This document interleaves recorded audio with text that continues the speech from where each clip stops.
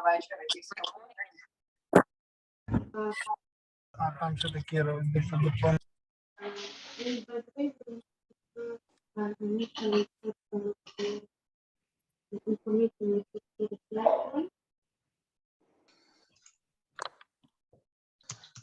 So, hello, dear colleagues. Just a second, we'll wait till everybody will join us.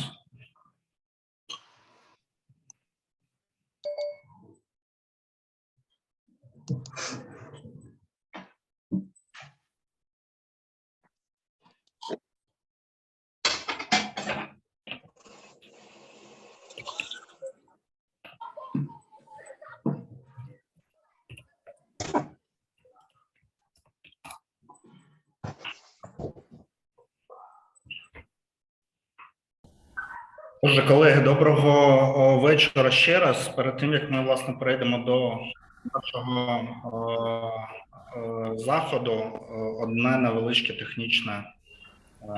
технічне питання. Для того, щоб прослуховувати захід українською мовою, оберіть внизу кнопку у вигляді глобусу та оберіть, власне, мову, яка вам зручна. Це українська або англійська. So,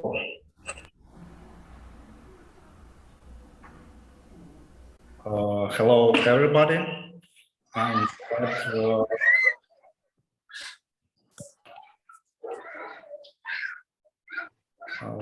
I'm glad to see you, and I'm glad to present you our today's speaker is Barbara Okley, professor of Oakland University. And before we'll start our today's meeting, I want to give floor to Bogdan Ferenc, founder of Progressivity community. Bogdan, the floor is yours. Thanks a lot, dear Dmitro, dear Barbara, dear team of Progressivity.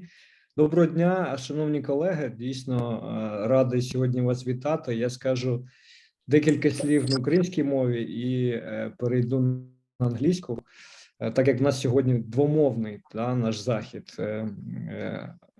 Я радий дійсно, що сьогодні у нас є така можливість прокачатися, обмінятися найкращими практиками з пані Барбарою. Це дуже важливо, особливо коли ми відчуваємо наслідки війни російської. Тому я сподіваюся, що те, що ми і Дмитро допоміг ініціювати таку зустріч сьогоднішню, нас буде надихати і мотивувати викладати краще, викладати якісніше і ділитися найкращим цим досвідом з усіма нашими колегами. Я перейду на англійську мову, щоб ще також Барбара могла змогу почути декілька слів, але у нас є переклад, також нагадаю, ви можете вибрати собі в налаштуваннях Zoom. Really, today we are facing a big challenge, a challenge of Russian war, and I think that our teachers, Ukrainian teachers, are suffering a lot from this war. That's why it's a big pleasure to have you today, dear Barbara, with us, and we hope to share with you best practices, how we can use these techniques, and how we can use online methods in education processes, despite the war, despite the challenges that now we are facing.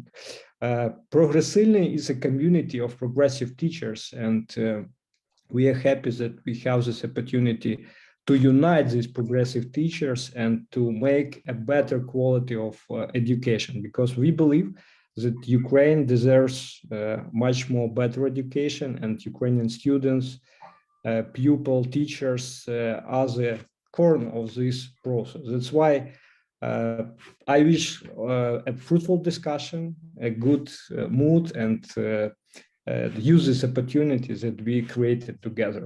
Thanks a lot. I will pass the floor to Dmitro. Dmitro, please. Thank you, Bogdan.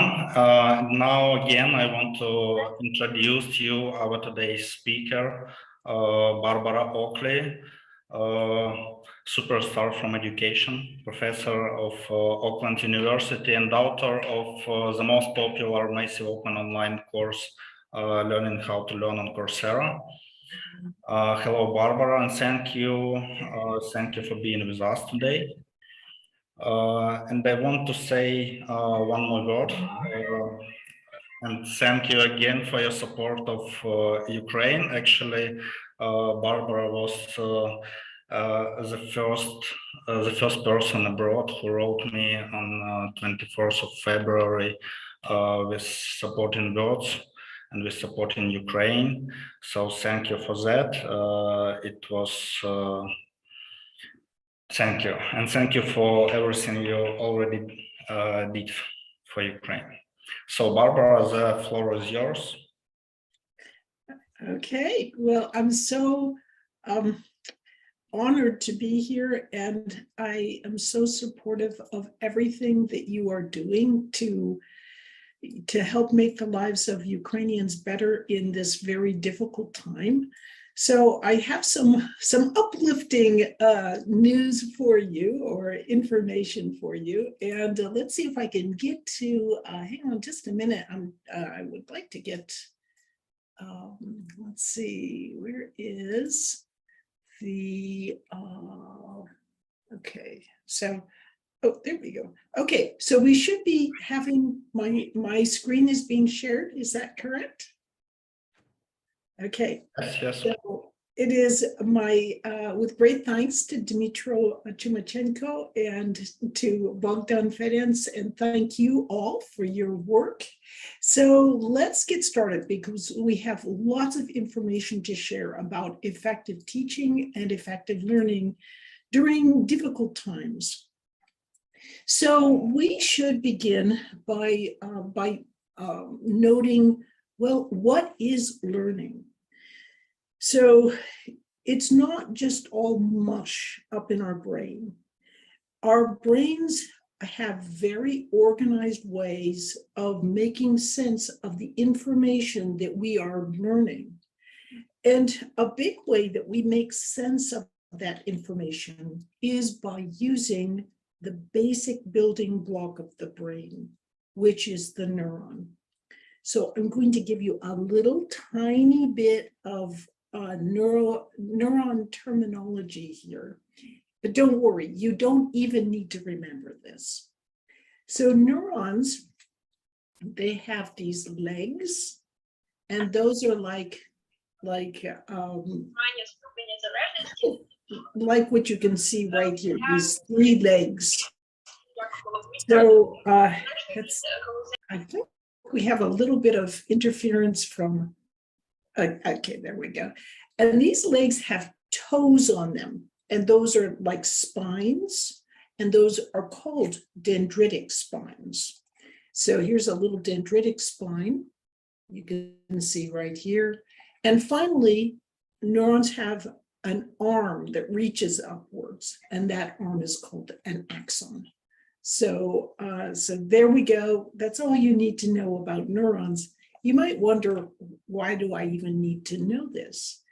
But you'll see, it'll help you understand how students learn and how you can help them learn better.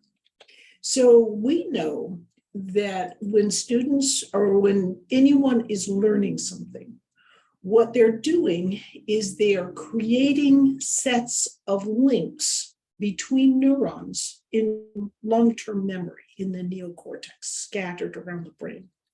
So this means whether you are learning verb conjugations in Ukrainian or Spanish or English, you are making connections in long-term memory. If you're learning to skateboard, if you're learning how to play a musical instrument, no matter what you're learning, if you learn it, you've created links in long-term memory. Sometimes you have been told, you don't need to remember it, you can always look it up. That's not true. Would I be able to speak Ukrainian if I was just using Google Translate to look it up? Of course not. So there are some fundamental key things, even complicated things, that we need to have in our long-term memory if we are going to actually become experts in whatever we're learning. Now, as we are learning something, as we practice, those connections strengthen. So ultimately, those connections are kind of like links in a chain or a necklace. The more we practice with those links, the stronger and richer those links become.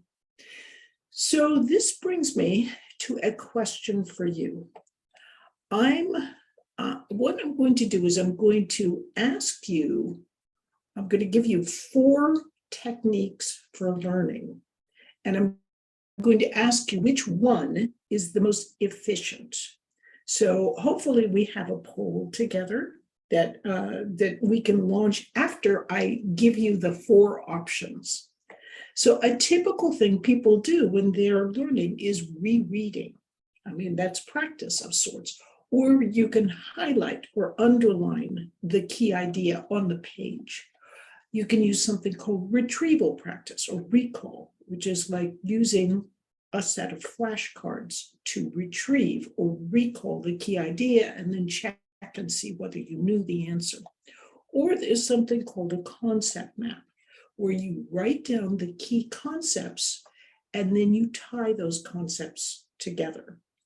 So which one of these 4 is by far the best approach to help you with your learning? Were we able to get our poll together? Is that possible to launch?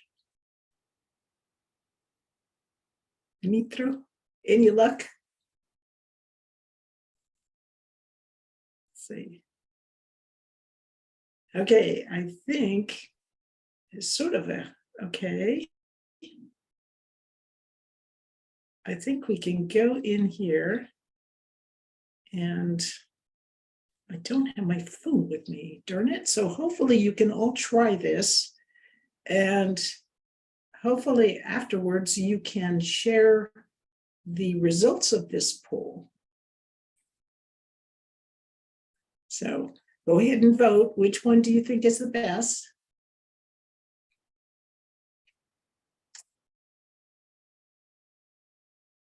How many responses, what % of responses do we have, Dmitro? Just a second, because actually, just a second. I'm so curious to see how well Ukrainians do. Okay. So, okay, now it's living and breathing. So we have creating a concept map is in the lead, and we have retrieval practice is behind, and underlining. Okay, and so rereading, nobody voted for that. I was very good at rereading. I think that we have some problem with force variant. Okay. Well, let's see. I think we've got a pretty good percentage here that's fairly representative. So we've seen that creating a concept map is the most popular of all techniques. So let's go back. Let's see. I think I need to reshare my screen. And we'll go back here. And okay, so hopefully you see okay, are you all ready for the final answer? I hope. Okay, the answer is that it's retrieval practice. It's the one that got the least of the 3 that had any votes. This technique for learning is by far the best technique to be able to help you learn. And the reason for it is when you're first learning something. So for example, right now you're focusing, you're paying attention, and weak links are being laid in long-term memory. But each time you think about those ideas, you draw them back to mind. What was that Oakley, what did she say was the key idea for learning? every time you remember, you retrieve those key ideas, it strengthens those sets of links. So why is this better than concept mapping? Because so many people voted for concept mapping. The thing is, you can always tell individuals who have been exposed to pedagogical theory, because for decades, pedagogical theory has stated that concept mapping is the best way to learn something. There was just one problem. No one ever compared concept mapping with those other techniques, including retrieval practice, rereading, and underlining. So when they actually made the comparison and they published the results in the journal Science, which is one of the world's most prestigious journals, what they found was that by far the best approach to help students learn was retrieval practice, far better than concept mapping. And you can begin to see why now. I mean, concept mapping is just like note-taking. I mean, note-taking is good, but it doesn't help get that information into your long-term memory and reinforce those links in long-term memory. And retrieval practice does do that. So note-taking is great if you review and you use retrieval practice to remember the key ideas. Anything you can do to retrieve key ideas is what is going to strengthen the learning that you have done. So hundreds and hundreds of papers have shown the incredible value of retrieval practice and how much better it is than concept mapping, rereading, or underlining. The great thing is that you can do retrieval practice anywhere. So let's say that you are taking a shower. You can do retrieval practice. What were the key ideas that you covered in something that you're learning? You're riding a bus somewhere. You're going, any place where you're just kind of being a little bit mind wandering, you can do some retrieval practice. Sometimes you may watch, for example, a teacher in class or a video that you've been learning from, and you're just finished. Okay, you think it's all there in your mind. It's not. When you retrieve it the first time, it'll feel really easy if you've just learned that material, but it will really help you to do that retrieving, even though it's super easy. If you don't do that retrieving, if you learn something and then let it sit for a couple days, a couple weeks, what happens is your little synaptic janitor can stop those connections. So here's an example of this. You are all budding neuroscientists now. So here's an example of a neuron.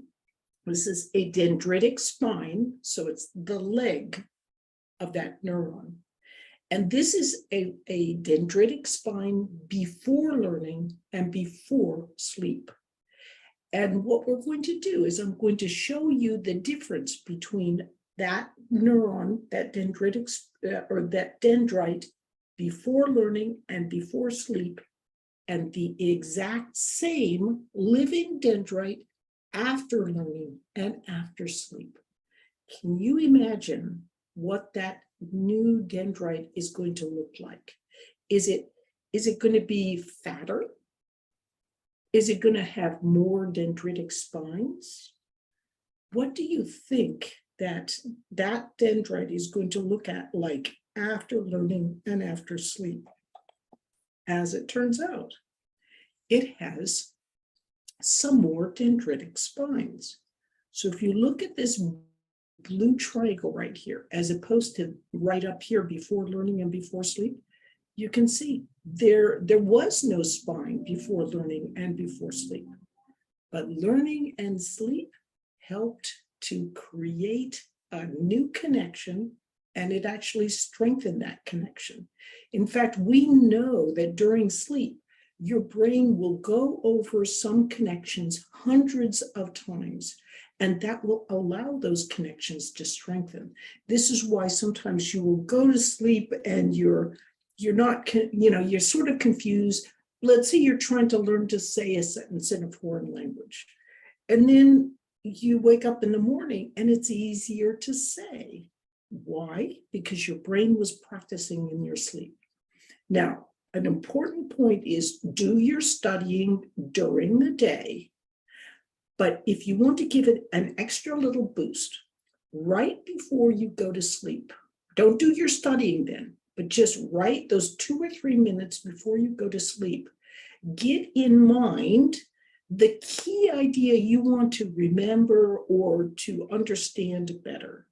Just keep that idea in mind. This will signal to your brain, those are the ideas I want you to be practicing with. And it will help make your learning more efficient because it will practice more during sleep. So there's a kind of hand in hand with retrieval practice is an approach called spaced repetition. That means doing your retrieval practice over a number of days. So a good approach to learning is to space out your learning so that you're retrieving over a number of days. If you have 5 hours, for example, to study, do 1 hour per day of studying rather than 5 hours of cramming in one day. Those connections don't have sleep to strengthen them, and they will be swept away more easily. They're weaker. But if you have studied by, spacing out your learning, you learn for an hour on Monday, sleep on it, that helps strengthen. Learn for an hour on Tuesday, sleep on it, that helps strengthen it, and Wednesday, and so forth. So what that'll do is that will build and strengthen those connections. Let's say that you're learning physics. Learn what you can in that first hour.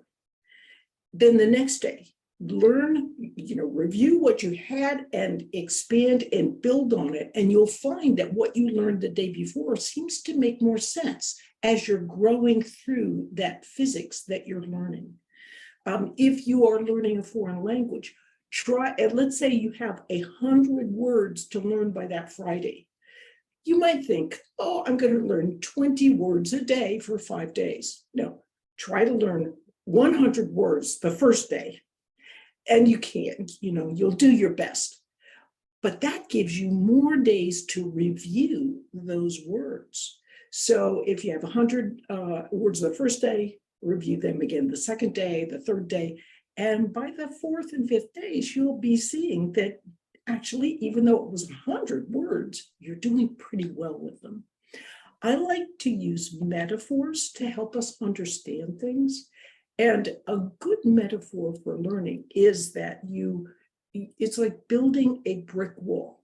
You lay a layer of bricks, some mortar, bricks, some mortar, and before the wall goes too high, you rest. You let that mortar dry. Before the wall goes too high, you rest and then continue. If you do it all at once, your wall will have a very, very poor foundation for learning. So learning just takes time. That's the way it is. It's kind of like a weightlifter. It took time for him to build that kind of muscular structure. We can see it in an athlete. We can't see inside the brain to know that neural tissue is similar tissue. It's excitable tissue, just as muscular tissue is, and it takes time for it to grow that structure. So since we are on athletes, let me introduce you to my favorite athlete of all time. His name is Julius Yego. And Julius is, he's from Kenya. If you know anything about Kenya, you know that it is famous for its long distance runners. So Julius had, the thing is, he did not want to become a long distance runner. He wanted to learn to throw the javelin. And that's that spear. But there were no javelin throwing coaches in all of Kenya, and he couldn't afford to go overseas and study. So he began watching YouTube videos and learning, and he would watch and learn, watch and then go out and practice. So learning, practicing. And do you know that in this way, 98% of the time, he won the world championship in throwing the javelin. Now, Julius was a very, very intelligent man. And some of the ways that he used, some of the things he used to approach his learning is going to help you with your learning, because you're in a really tough situation right now. So even with things like knowing how to disassemble a rifle, how do you do that quickly? Julius can give us insights in the kind of learning that you need to do sometimes for the kind of situation you're in. You can't think sometimes about what you're doing. You must be able to take critical action. So Julius, as I mentioned, he would look at a video, a YouTube video on how to throw the javelin. Then he would go out and practice.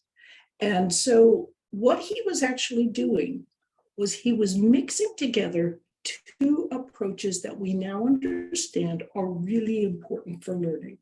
He was mixing lecture, which is when he was watching those YouTube videos, with active learning, which was when he was going out and throwing the javelin, the spear.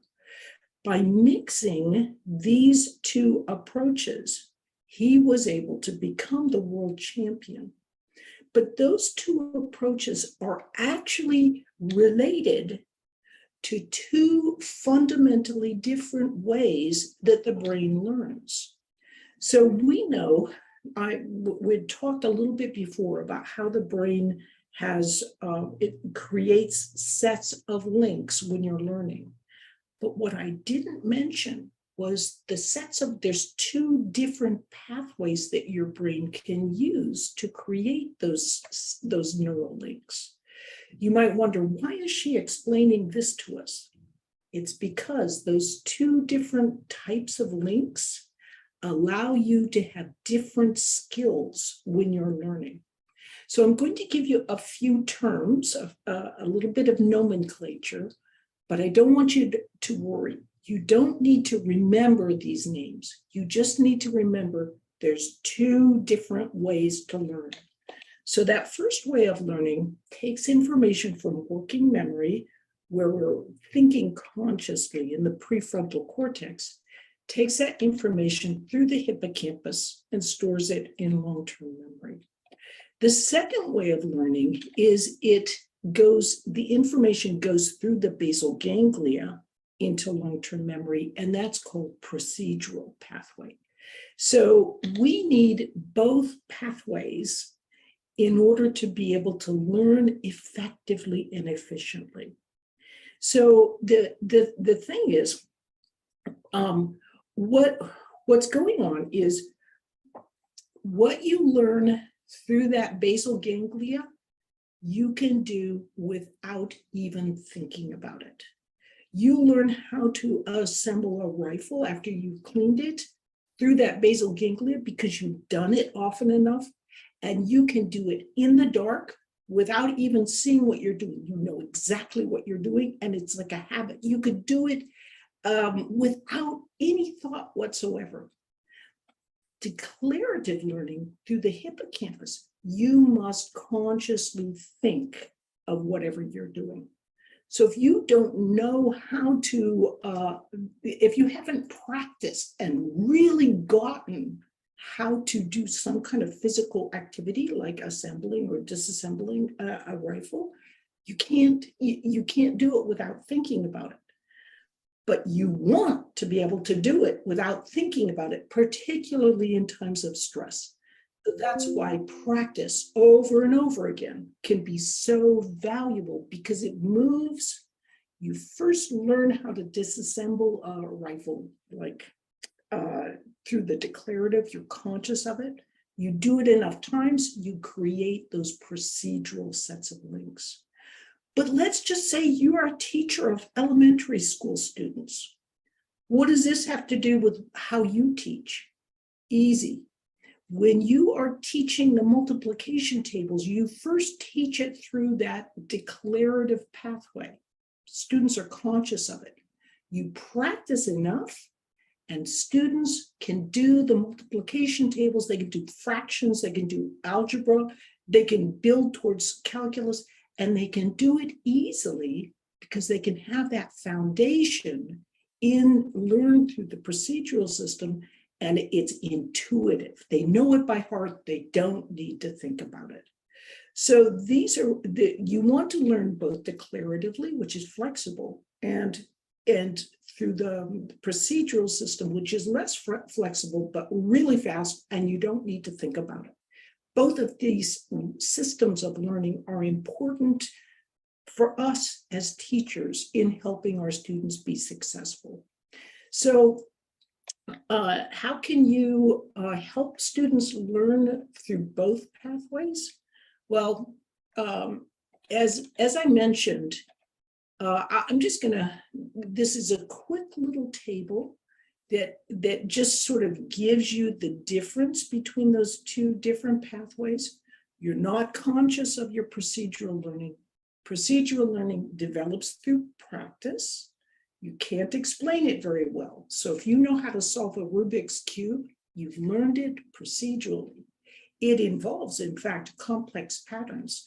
Before, people who didn't know the neuroscience because it wasn't yet available always thought, oh, procedural learning is just for rote, simple things. No, it's how you learn to speak your native language. So complex patterns are a fundamentally important thing it helps you do.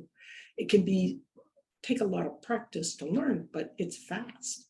It's inflexible. So if I'm learning to type, I can type very well, I can type very swiftly, but if somebody changed the keyboard, it would take me a lot to be able to learn that new keyboard. I do want to give you just a little example here of what happens. Let's see here. We're getting I think we're getting a little bit of, okay. So this is a Japanese system of learning how to add numbers called flash anzan. This is learned through the procedural system. So these Це підхід, який базується на процедурній системі. Ці діти, вони додають тут.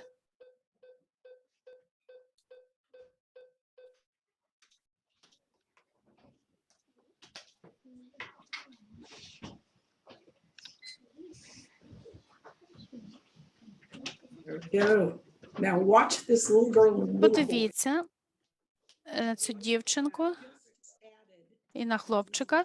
Вони буквально зараз додали ці складні цифри. Бачите,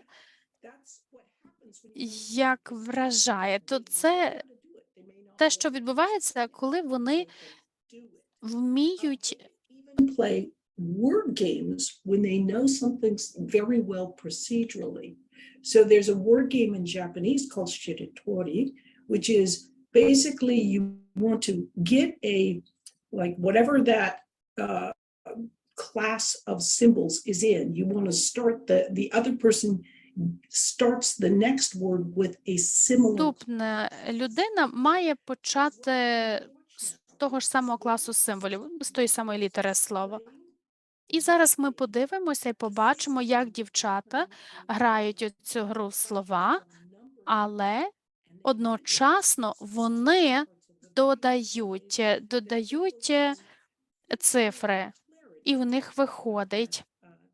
Чи ні? Давайте попробуємо подивитися, тому що у цій грі на слова там декларативний більш задіяний спосіб.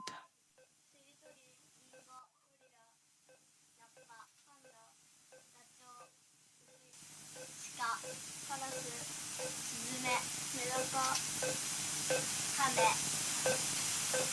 目玉焼き、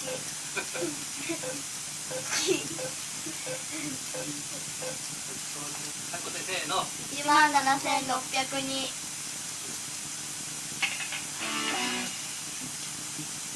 There you go.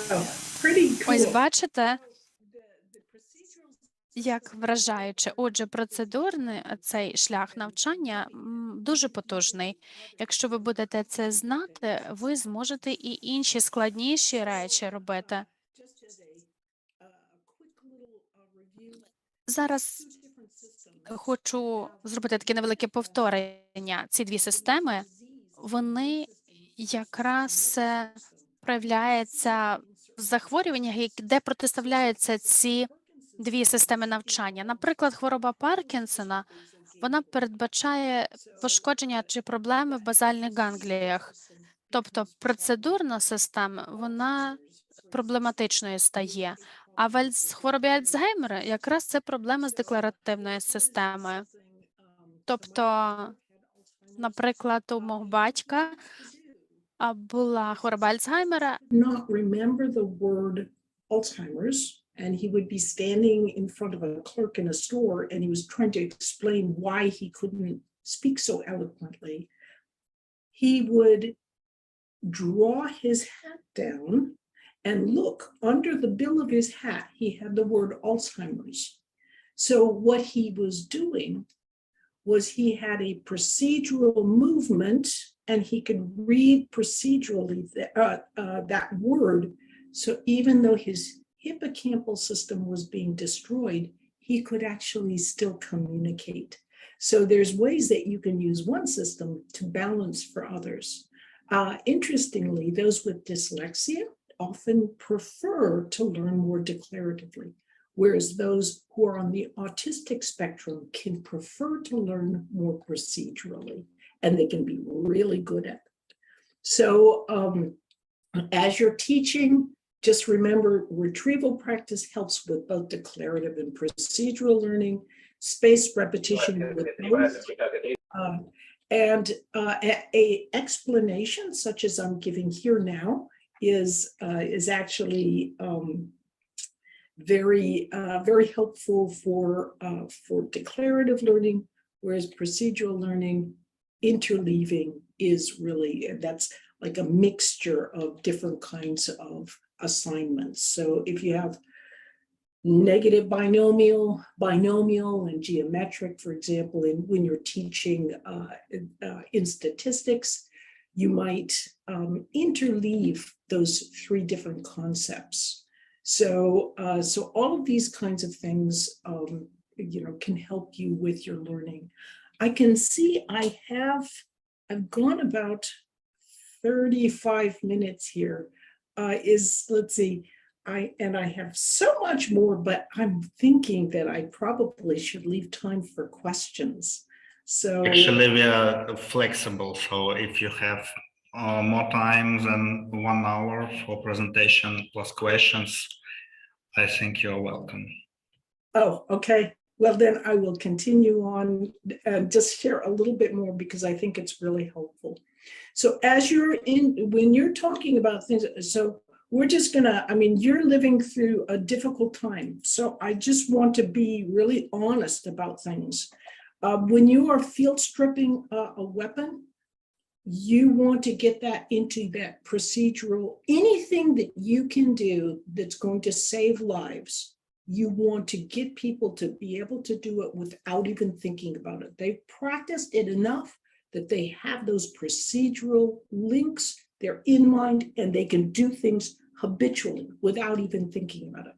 It takes lots of practice, but it can definitely save lives. How do links become procedural? It turns out that there is a little part of the prefrontal cortex called the infralimbic cortex. And that watches, and it just sees if you do something a lot of times with that declarative system. And when it does it, when you do something enough times, it will create a new set of links through that procedural system. For example, when you first, let's say you move to a new location and you're going from work to your home, at first you have to think declaratively about it. But then as you do it enough times, you create that set of links. And that set of links is what it creates those procedural links. And you can go home, find yourself at home, and you don't even think about how you got home. So that's because you've laid those procedural links.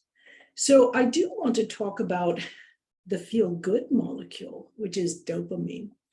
And dopamine arises when you have unexpected rewards. So dopamine there's dopamine molecules right here in this part of the brain, several different systems. And what happens is those dopamine molecules will,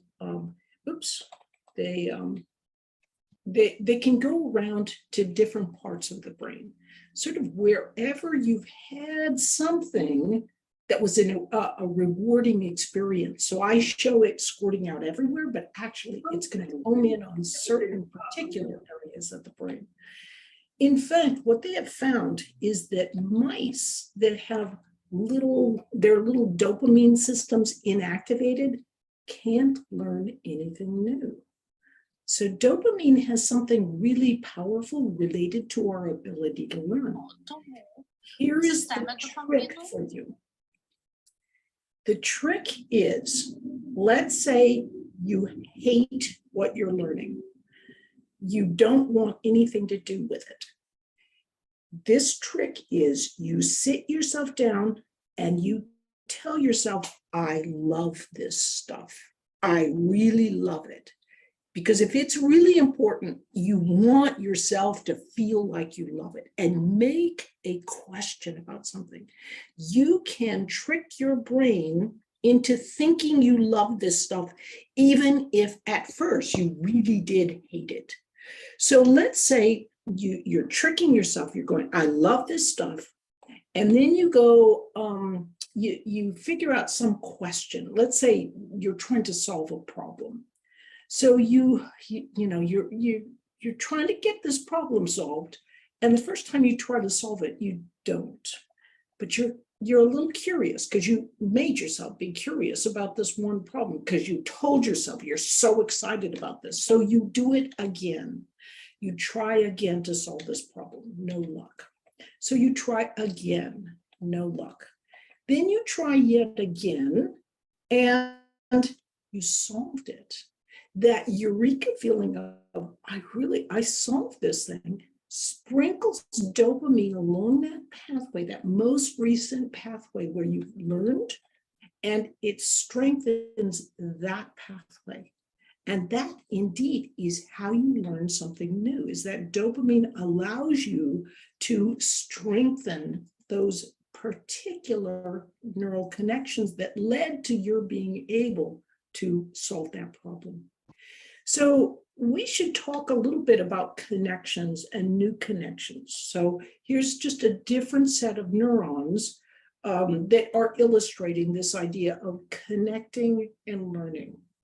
What happens if you have new neurons that don't connect to anything? What happens is something like this. Those neurons will die. If they don't have connections, there's no reason for them to connect or to live. We used to think, neuroscientists used to think back in the 80s and 90s that your brain was born with all neurons it would ever have. And then as you got older, they die off and you'd get senile. And it was a really depressing way to look at the world. But fortunately, it was completely wrong. We now know that new neurons are born every day, especially in the hippocampus. And those new neurons, what happens is they come and they link in to the lattice, and it helps you feel better. So as it turns out, there's something, so we can tell why we feel better. new neurons have something magical within them that help them to make you feel better. And it's a very interesting area that's getting a lot of attention in research. So new neurons, you want to have new neurons because they help you learn better than older neurons, but they also help you feel better. So new neurons, what's happening is that they come in and they stay in the lattice if they have a reason to. In other words, if you are learning something new, those new neurons they're forced to connect in, survive, thrive, grow, and help you feel better. So you can see progresively helps you to actually feel better. Interestingly, in the United States, during COVID, they shut down new learning in many school systems in many states throughout the country. Then what evolved after that? Significant rates of depression. You, as a teacher, do enormous good within the society to help people feel better, particularly when there's really, really tough times right now. Just remember to differentiate experiences. Remember, we talked about the importance of retrieval practice. So stressful experiences that make people feel bad, you do not want to talk about those because that's retrieving that information. And remember, говорити про цього, бо ви пам'ятаєте, що ми таким чином витягуємо на поверхню цю інформацію, і вона посилює цей досвід. У США and this, according to this therapy, you would talk to the person right after the traumatic experience and try to draw out of them, get it out of them so that they would feel better. Except nobody had ever tested critical incident stress debriefing to see if it actually helped people. And when they did test it, they found that not only did it not help people, it actually made people frequently feel worse. So when it comes to stressful experiences, it's best to avoid that. You don't want to retrieve those memories. But new and positive learning, absolutely, you want to be retrieving that information. So I just want to give you a little bit of a pep talk if, like me, you are a slow learner. Slow learners often, they can't remember as easily. So, and what's happening is those little dendritic spines, they make connections, but then they forget. I mean, I forget really easily. And whereas like some of my colleagues with incredible memories, they've got a differing bath of neurochemicals, they don't forget. And so, but the thing about someone like me, who's a slower learner, who forgets, has to review things, is watch. When I learn something, I forget, and then I have to go over it again the next day, but it's in a little bit of a different configuration. As it turns out, I can actually learn more flexibly. Like if I learn that I was thinking a certain hypothesis was true, and then I look at the data that come out and I forget kind of, a little bit, and I re-examine the next day what that hypothesis was, and I'm like, hey, guess what? I was wrong. I can be more flexible about what I was learning. If I'm a diagnostician as a doctor, I can jump to conclusions about, if I'm a really fast learner, I remember all of the different diagnoses, and I can say, this is what the disease that this person has. But if I'm not so fast a learner, what I can do is I think, oh, there's this hypothesis about what this person has, but I think over it for several days, and I flexibly reshape how I'm thinking about it. So my conclusion about what that disease, what the diagnosis of that disease actually is, can be better than the super smart, fast learner who jumps to conclusion and then can't change their mind. This can even be in war strategies. Generals can jump to conclusions. This is what their strategy is, and inflexibly be unable to change their mind when little bits of other information give hints that that may not be the real strategy that the opposition is using. So it's super important to be able to to learn, but also be flexible with what you're learning. So this is why, in fact, we need both fast race car learners who are generally fast about being able to learn things, but they can be inaccurate and inflexible. And we also need kind of slower hiker learners who can be, they're slower, but they're more accurate, and they can be more flexible in whatever they're learning. So this, I just must bring your attention as I close to my hero in science, who is Santiago Ramon y Cajal. He was a slow learner, terrible at school, but gradually, through lots of retrieval practice, became a professor of anatomy after flunking the test several times. Then he won the Nobel Prize, and now he's known as the father of modern neuroscience.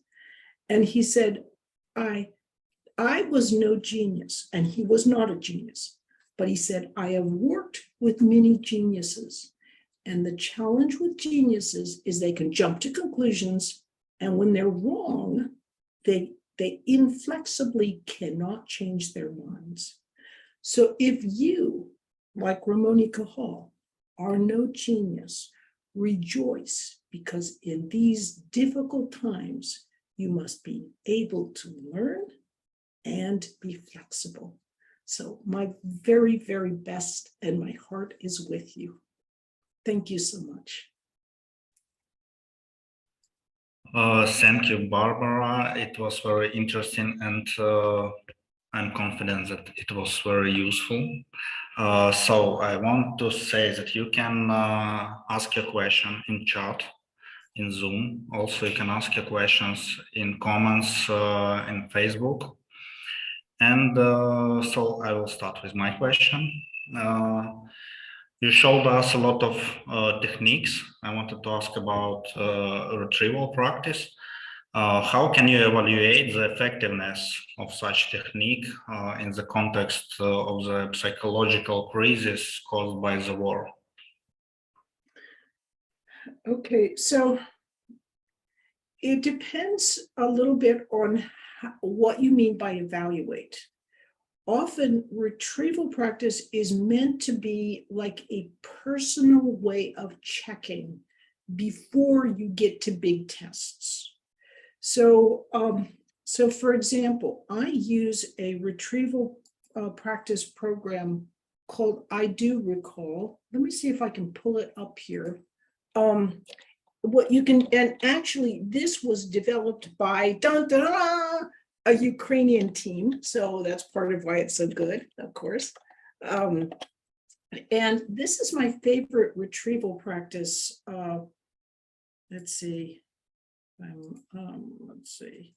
So here we go. This is I Do Recall, which you can see here. And let's see if I can log in, and then you can actually see,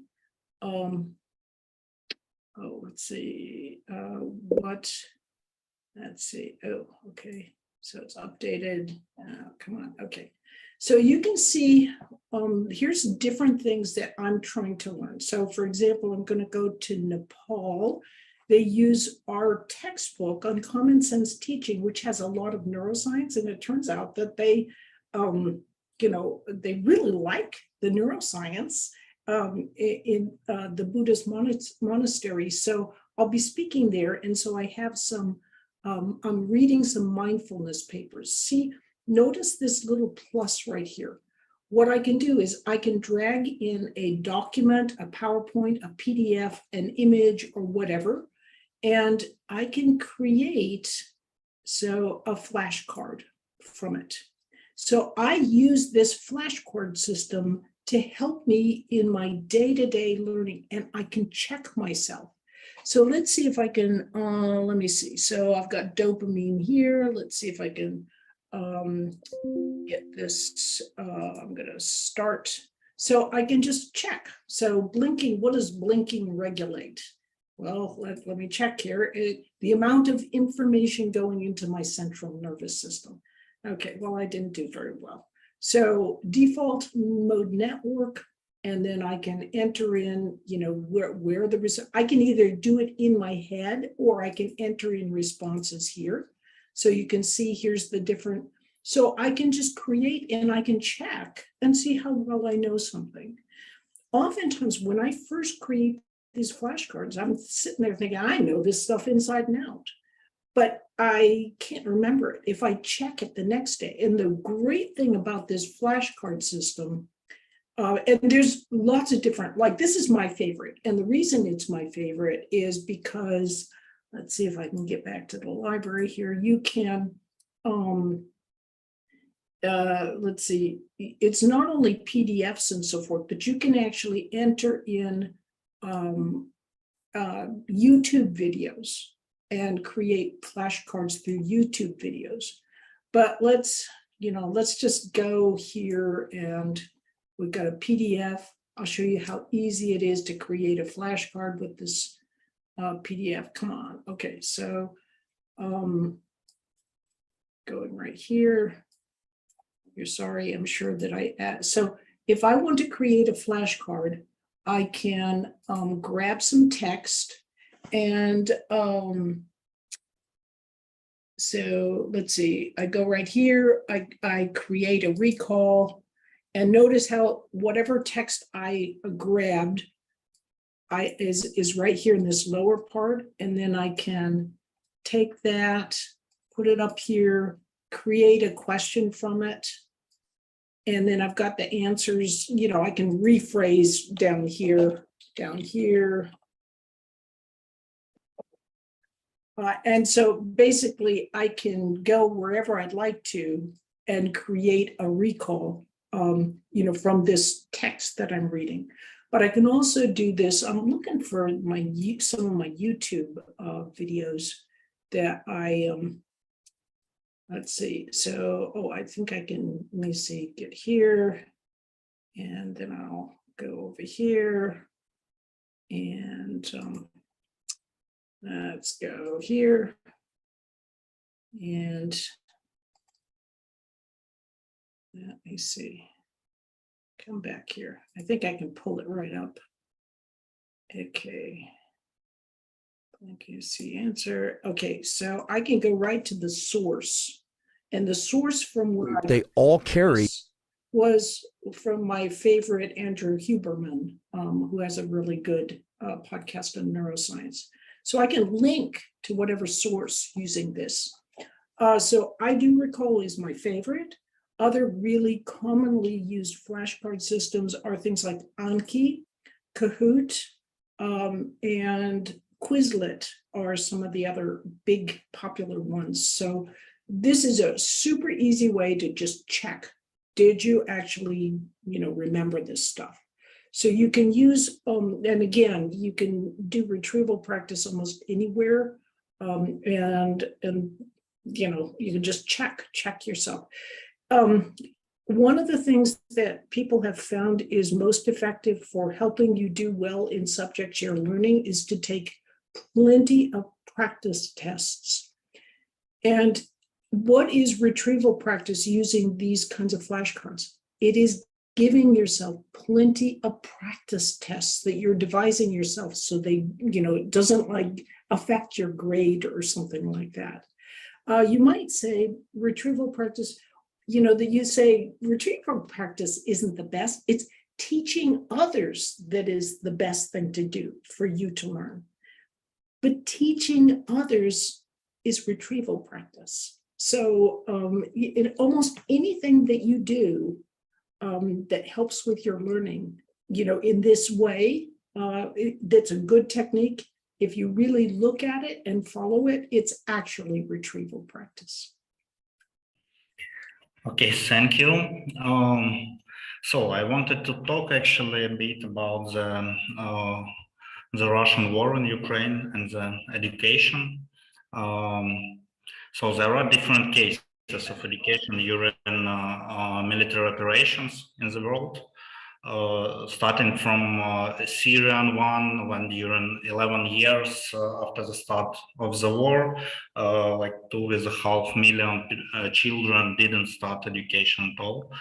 And finishing like the Israel case, where despite living in war condition, the country was able to build effective, innovative educational system. So should Ukraine today adapt to someone else's experience, or do we need to develop our own solutions with an eye on the war specifics and technologies available? So I think that Ukraine is an extraordinary country. The solutions that you will develop that will be based on solid neuroscientific insights will be the very best for your country. Just keep your eye on the future. Realize that it is important to keep your educational infrastructure alive and do everything you can to help continue to help people learn and grow, because that will help keep the country from falling into disarray. It will help, you know, with a cohesiveness. It will help keep people's spirits boosted, and it will keep you prepared for when the war ends, and it will, and you will be successful. It will help you to be able to much more quickly move into a good future for Ukrainians. Thank you. Actually, a month, I think, ago, we discussed with our colleagues from Прогресивні community about the education system. Should it be rebuilt, or should we think about the future and build something new based on new concepts and new approaches? What is your opinion on that point? Okay, it is, you will always have teachers who have been trained in the previous methods. You do not want to ignore these wonderful teachers, but you do want to try to help all teachers so that they have a good grounding in what we know from neuroscience is best for learning. So I don't think it's possible to just ignore everything of the past and then try to move into the future. But what is possible is, for example, the kinds of information I'm sharing is very well grounded and is extremely helpful for teachers. And it's all available for free on Coursera for Ukrainians. So there's a specialization called Uncommon Sense Teaching that has 3 courses in it. From my perspective, a really good thing to do is to make sure that all teachers are trained in these new, well-grounded in science approaches. You can do that for free through the Uncommon Sense teaching information that's available on Coursera. Use the best of what is developed in the past just in that you can't throw everything out. You have systems of, you have buildings of schools, some of which are still there. You'll have teachers, try to build on the infrastructure, but change the knowledge base. So turn more to a more visionary and up-to-date approach to teaching teachers. And that is what is going to make the big difference in helping Ukraine's education to be progressive. Great. Actually, that's what we are doing now. So the next question is about actually distance learning. A lot of Ukrainian school children and students today started learning online, unfortunately. And despite the long experience of distance learning during the pandemic, many people still don't trust the quality of the online format. What do you think about it? And what are the advantages and disadvantages of online learning over the offline? So I'll just be very honest with you. Keep in mind that many professors and teachers, their entire experience and past has been with face-to-face teaching. That's what they're used to. That's what they love. And it feels extremely uncomfortable for them to go into a new online world. More than that, they worry that maybe they could lose their job. If there's better teachers online, maybe more students will go to that. So the result of these feelings are that many teachers and professors will say, online learning just isn't as good. No, it's just not. I have actually seen a world leader in massive open online courses. He's one of the biggest researchers in the world, and he thinks that massive open online courses are not very good. And he gave a half-an-hour lecture on how these courses are just not very good. A half-an-hour lecture. He stood and talked to us, and he had a picture of his book beside him. That was what he did for half an hour. That is about the worst way you can possibly teach online. His whole experience is that online is bad because he doesn't know how to teach online effectively. So he is biased against it. If you look at the research results, students can learn not only just as effectively online, they can learn even more effectively online. Why? You don't have to waste hours getting up, going on the bus to school. You don't have to wait while the professors are, trying to adjust the overhead projector, or somebody is talking on somebody. I mean, you can actually, especially with asynchronous video courses, it is well done. Courses can be far, far better than face-to-face.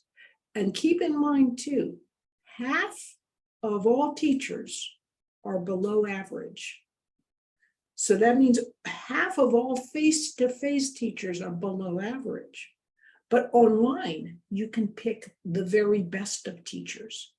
So I would say a great thing to do, and this is what I'm seeing from the top countries in the world. For example, I'll be speaking in Singapore on November 7th. They have really no natural resources. It's all knowledge-based economy. So what they have done, they have been through the SARS epidemic. They know what it's like when bad things can happen. And they have made it so that their country has an educational system that is hardened, that if something bad happens, like an epidemic, like a war, like anything that can happen that's bad, they have a good set of online teaching material. They've forced universities to and high schools to always have good online materials. I look at some online materials and I am just appalled at how bad it is.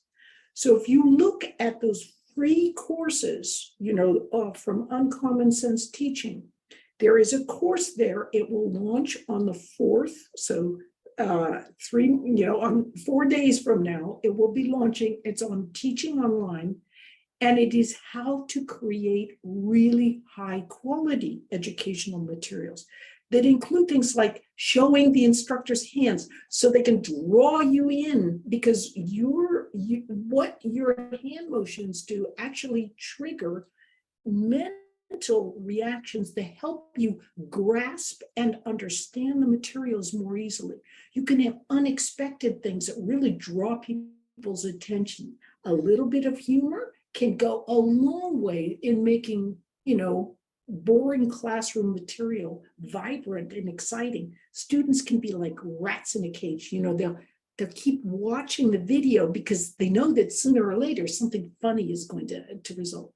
So I would say put emphasis on improving your online teaching within Ukraine, because it is going to be so important. You want to be like Singapore, using it to harden the infrastructure of your country. And that educational system is an infrastructure that is just as important as bridges and buildings and all those kinds of things. So online learning, just keep in mind that lots of people are biased against it because they're afraid of it. They're afraid it will impact their career. But for the country itself, for Ukraine to be successful in the future, you want, like Singapore, to grab and be excellent at online teaching so that people really get as much out of it as they can. Great, thank you. So colleagues, you still have opportunity to ask your questions in chat, and we actually have one question. Good evening, what directions or means would you recommend for the popularization of science among students? Perhaps you have experience. Now, I'm not sure quite that I understood the question. Can you try that one again? Some means to popularize the science among students. Okay, so let's look at a bicycle, teaching about a bicycle, how to ride a bicycle. When students are beginning to learn to ride a bicycle, it's really painful. They fall off, they get bruises and bumps, but students can see ahead to know that eventually it's going to be kind of fun if they know how to ride a bicycle. So what this means is sometimes in math and science, the worst thing you can do is to try to make it really fun. And, so it's like learning to play air guitar instead of playing guitar. What you want is to teach really well so that students have a solid basis in things like multiplication tables. They've interleaved, they know algebra really well. Just, get them through. It's like the stage of learning how to ride a bicycle where you fall off and it's painful and it isn't really fun. Because if you can teach them procedurally through plenty of practice, by the time they get into 9th, 10th grade, it becomes easy and you begin to get to the fun stuff. The problem in the West, not in East, not in China, the problem in the West is this idea of, we always have to make learning fun. No practice, because it won't be fun for students, it'll be boring. No, to get them attracted into, really important disciplines like being able to program and computer science, electrical engineering, these kinds of things, you need to teach the fundamentals of math in particular so that it becomes something they don't even need to think about. Then they can go to higher levels and it's easier for them. Right now, they struggle with, knowing how to do the multiplication tables. They're going to struggle with algebra. They're going to struggle even more when they, with fractions and algebra and when they get to calculus. If you make it easy by just giving them plenty of practice so they can do things intuitively, this will help the students to succeed. So, practice, lots of practice, so it becomes natural. Put your best teachers on math and science and technology, because that's really, a good teacher will infect students with their own enthusiasm. Even if they thought they hated whatever that material is, the eye and the facial expressions of good teachers, even through video, will help infect students with that same enthusiasm. So, I'm so enthusiastic about the ability of, just through good teaching, you can get students so that they fall in love with these materials, but just don't sit there thinking, we just have to make it fun and easy to attract more students into doing that. No, make them be successful, and that can involve work, but that's what's going to make them want to be in these disciplines and make good money through their life. Okay, thanks a lot. I wanted to ask another serious question connected to Russian war in Ukraine. So part of the children in the occupied territories was forced to go to schools where the temporary occupying authorities had changed the language of instruction, historical facts, and value approaches. It imposes Russian colonialist type of thinking and sows propaganda at the head of the children. And when these territories will be returned to Ukraine, it will be more difficult for these children to adapt to the new value approaches of democratic society and the open world. What to do with this so as not to lose our Ukrainian children now under temporary occupied territories? So what these children are learning is for example, when they're being exposed more to Russian speaking, and Russian ideological perspectives, it is going into their procedural system. So, that's making it kind of hard and inflexible. When these children will come back, your best approaches will be to broaden their minds, expose them to, other perspectives. They will be taught, don't look at other perspectives. They are somehow tainted and evil, and so don't believe other people. But if you can just simply expose, do your best, there's going to be no magic thing that can instantly cure, but exposing to more ideas and helping the children to understand that it's important to look at more than one perspective. They're being taught now, don't do that. But even simply that idea of, in Ukraine, we look at more than one perspective. That's part of who we are as a culture. We're more open, and then kind of going that way. You don't necessarily want to go in and say, you're wrong, everything you learned is bad.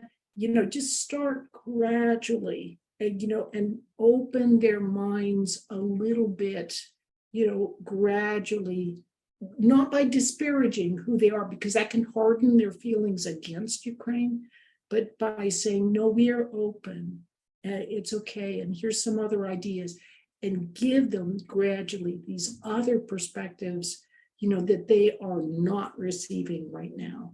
So there's going to be no magic, but I think that can help. Okay, thank you. And I wanted to raise another important problem which we faced today. So some of the school children and students continued their education in institutions abroad because they're forced to leave Ukraine. Other ways to effectively integrate them into the new educational space, and how easy will it be to return them to the Ukrainian educational environment in the future, and what is the teacher's role in this process? What can we do to help them to integrate as abroad as in Ukraine in the future? What I know from reading of history is that ultimately this will turn out to be a blessing for Ukraine, because you'll have these people coming back. You can do whatever you can to attract them back, you know, when the war is done. But you will find that these individuals will bring creative new ideas, new approaches, new perspectives, and these will help strengthen Ukraine. So almost inevitably, what I see from the history, from history itself, when refugees return after wars, the society gets richer and it has more ideas, more creative. So I would just say, you know, there's going to be no one formula for how to help reintegrate back into Ukraine, you know, all of these individuals, but do what you can to attract them back, because they're going to bring some really cool new ideas, approaches, ways of doing things, even if it just ends up, they come back, they go into Ukrainian school system, and then they've got these connections in Holland, you know, because that's where they went, and they are able in 5 years, 10 years, they have a business going on with Holland and Ukraine, and it actually helps the country because they've got these relationships with the people they stayed with, whether it's Holland, Poland, you know, Chile, wherever they've gone. This diaspora is going to help you quite a bit in the future. Great. So, colleagues, you have the last opportunity to ask your question in chat or under the stream in Facebook, and not to finish with sad but realistic questions. I wanted to ask the next one. You said that all you need to do to learn effectively is to love learning. But I think you talked about conscious people who understand that education is necessary. What to do with students who are not really motivated for studying, to make them fall in love with learning process? Oh, this is such a wonderful question. And what I'm going to do to answer this question is, because I put a lot of effort into exactly answering this question. And so let me go here and let's see. Let me just get this for you. We've got this, and we've got this. Okay. So what I'm going to do, this is a 7-minute video. It's a super good video. It helps you understand how to change people's motivation, even when they don't have much motivation, even when they have no motivation. There is no magic tool for everyone. But if you change one tiny thing through your own enthusiasm you can actually motivate a student to learn one tiny little thing. If they learn one tiny little thing because you've been so excited about helping them, then they can learn another tiny little thing. And each time they learn something, let's say that they think, I could never be a teacher who teaches online and creates videos for teaching online. I can never do that. I'm a teacher, but I don't teach online. But you learn one little thing about how a camera works and how to transfer files. Then you learn one other little thing and another little thing. And each time your motivation, identity motivation changes. So it's the question you ask is the most profoundly deep and important one, that it is the center for the entire massive open online course that I'm teaching on how to learn online, but it's also how to motivate your students. And so I would ask if you could please just go to Uncommon Sense Teaching, and you will see the entire course, and then I will, so Sense Teaching, okay. So I'm going to give you the, this is the first, there's 3 courses. Here's the first one. You go into that and you will see that there's also, it will lead you to 2 more courses. So there is a second one, and hang on, let's see if I can get you the, okay. I'm not answering these questions very quickly, but actually it's just such a wonderful question that, that I put a lot of work into creating a great set of videos that explains the answers, because it's not something that you can just answer like with a, okay, so let's see here. I've got, I'm almost there. Let's see here, come here. And let's see. Okay. Okay. Now, if, here, come here. Oh, of course, it's sitting here thinking about everything. I think actually we can add the links for which you shared in our mails for all participants. Okay. With your presentation. Yeah. And let's see. Yeah, if you can do that and just go to that first one. The third one, however, is Uncommon Sense Teaching, Teaching Online, and that goes deeply into motivation and identity. And what you're really trying to do, what you can do is with that unmotivated student, your own enthusiasm can infect them. That's your best bet. And we explain how to do that in that series of courses. Great. So we have hand raised. Ivan, you can unmute. Thank you. I have 1 more minute, and then so go for it, Ivan. Barbara, thank you very much. And as long as you are sharing links, useful links, I will also share useful link. It is the link for the Telegram channel of Прогресильні. So dear colleagues, please join us, and we will inform and we will reshare all information that we've got from Barbara today. Thank you. That's all for me now. Thank Great. you. So I want to thank you too, Barbara. Thank you for being with us today, and thank you for supporting Ukraine, and thank all the participants and people who watched us in Facebook and will watch the recording of this event.